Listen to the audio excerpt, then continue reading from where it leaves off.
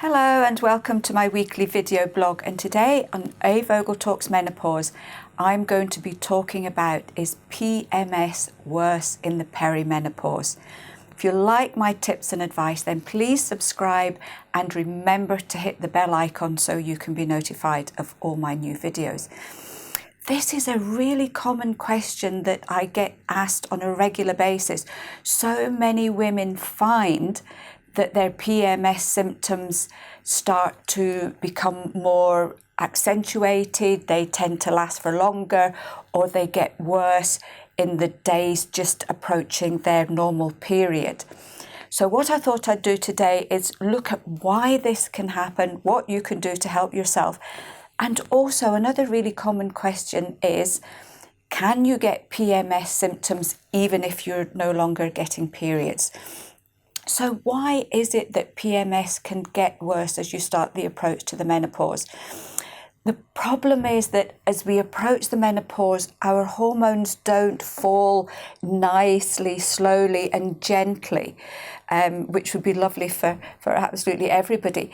But what can happen is each month, the range in which your periods can change can get bigger. So your estrogen towards a period and your progesterone towards a period, they can really plummet very, very quickly. Sometimes estrogen can end up going a lot higher mid-month. And it's just your body's way of trying to hang on to the hormone. So especially estrogen, it can fluctuate wildly month to month.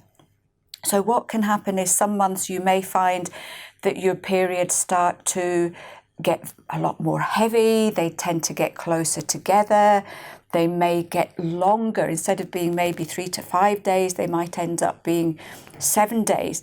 Other months you might find that your period is late, it's very light, and it only goes on for a couple of days.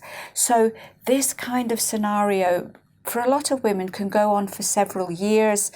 And as I say, you may find that at this particular point your PMS symptoms can go all over the place. And I know a lot of women, and even my own experience, is that you can get new ones too.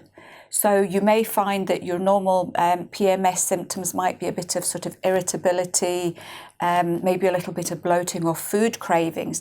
But you may find as you start going towards the menopause that you start to get breast tenderness, you may get sudden weight gain just before a period, or you might find that you're getting a lot more water retention. So you need to look out for these signs as well.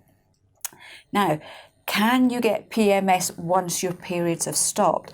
Now, especially if you're in the phase where maybe your periods are stopping for 2 to 3 months, maybe even 6 months, and then they're coming back for a few months.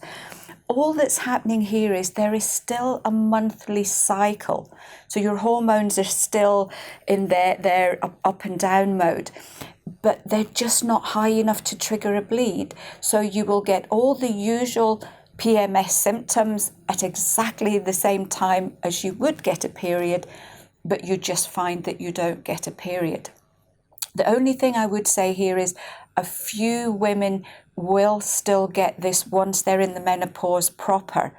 All I would say here is, especially once your periods have been stopped for a year or two, if you're still getting quite severe PMS symptoms, then just double check with your doctor to make sure that maybe there isn't anything else going on, such as fibroids.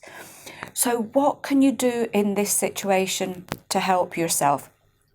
If your periods are still reasonably regular, or they're tending to get closer together, or they're tending to get heavier, and you're getting symptoms such as breast tenderness, bloating and irritability, then as long as you're not on any hormonal contraceptives, you could try the herb Agnus castus.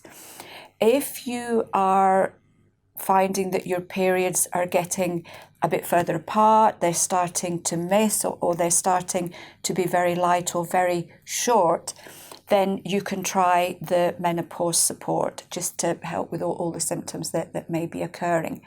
The other thing to do is just to try and balance your hormones naturally, because the more balanced they are, then the less likelihood you are of getting symptoms.